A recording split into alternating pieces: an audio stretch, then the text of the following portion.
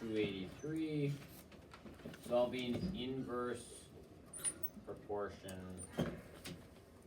problems. Should all be open to page 283, not merely having your book on top of your desks. Thank you. So let's say example 14, it says y is inversely proportional to x and y is 20 when x is 8. So if we've got, let's see here, part A, y equals 20, x equals 8. Well, what do we always know if we're trying to find it right away? How do we find the constant of proportionality? Sorry, one second. Oh. Inverse proportionality. When we have problems with inverse proportionality, what does it look like? We know y equals kx is when it is a direct proportion. When it is an inverse proportion, it is Multiplying.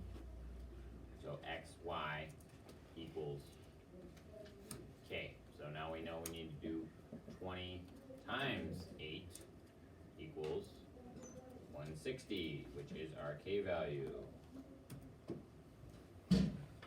So now I know that my constant of proportionality is 160. Then it says write an inverse proportion that relates x and y. So that would just be xy equals 160. Done. In the book. What about in the book? Never mind. Part B, it says the same thing. Inverse proportion equation. Xy equals 160 or x equals 160 over y equals 160 over x. You can have it be either way. I am probably always going to lean towards doing it this way because it is the simpler way to understand it. But if you want to do it the other way, I will not take that away from you. Part C, find the value of y when x equals 5. Well, all I got to do, xy equals 160. I input what I already know, which is that x equals 5. So if I have 5 times y equals 160, to get what I do to undo this multiplication, I divide by 5. Both of these divide by 5. Y equals, I believe, 32 is what you're going to get out of there. That's all you have to do to solve it. Guided practice, you guys can do, well, I'm going to go over, no, you guys can do guided practice number 6 right now.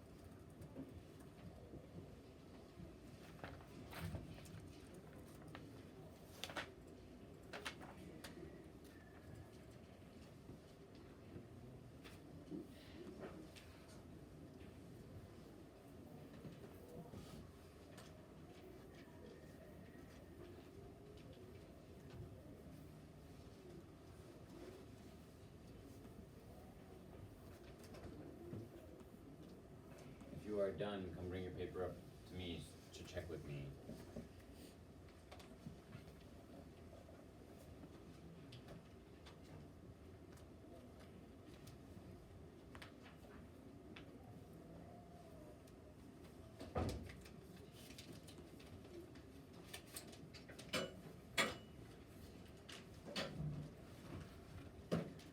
What did you get for C?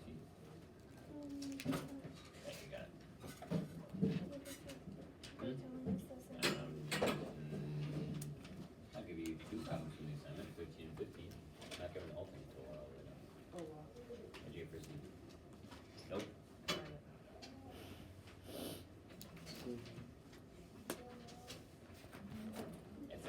value of x when y is 10.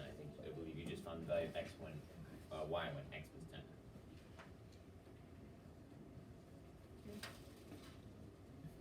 Wait, what'd you have for the value what'd you have for your constant proportionality, Joe? 15. And what was your equation for part B? XY equals 15. Mm-hmm. And you just did C wrong.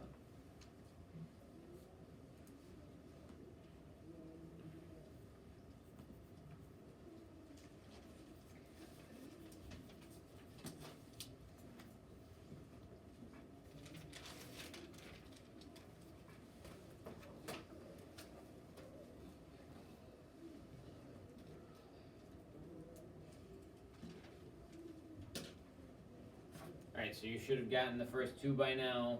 It's pretty obvious. If y is 3 and x is 5, xy equals 15 is what you should have for your constant proportionality and your inverse proportion. You've got xy equals 15. It's as simple as, hey, they said y is 10, I replace that with 10. 15 divided by 10 divided by 10. What's 15 divided by 10? It is 1.5. Ooh, that was super tough. Alright, that real world problem on the bottom page 284 boils down to this. You've got two workers and they take 6 hours to do a job. This is really applicable to your real life. For example, I'm going to be helping some other people at Miss Gross' house paint some stuff on Saturday. And let's say that there's two workers and it takes 6 hours for them to do that stuff. That means there's how many hours of work total to do? Joe? Oh, I have the answer. That's not what I'm asking. I said it means there's how many hours of work to do total. There's two workers and it takes 6 hours. Yeah. How many hours of work to do is there total? 6 hours. No. Oh god, I'm done. I completely zoned out and just did the problem. If there's two workers and it takes 6 hours for them to do the work, how many hours of their work is there to do? 12. That is also known as your what? Well, it is an inverse proportion, but it is known as your what? Your constant of proportionality. So you could say, hey, this is x, that's y. Hey, x times y equals, 12. Well, if we know that's going to equal 12 hours total and we have 4 workers, how many hours are they going to be working? Think. 4 times what is 12? 3. It's going to take 3 hours. You can do all the other fancy stuff, everything else. Yes, I need you to show your work. You can do all this other stuff that you were doing before. It's the exact same. Hey, look, that's x, that's y. But you don't need to. This is probably about as easy as it's going to get for a real world problem, because it just shows you, bam, that's that, bam, that's that. Okay, we're good to go. You guys can do guided practice 7 and then come up and check with me, and you can get the assignment at that time when you're done. Or else you can turn it off.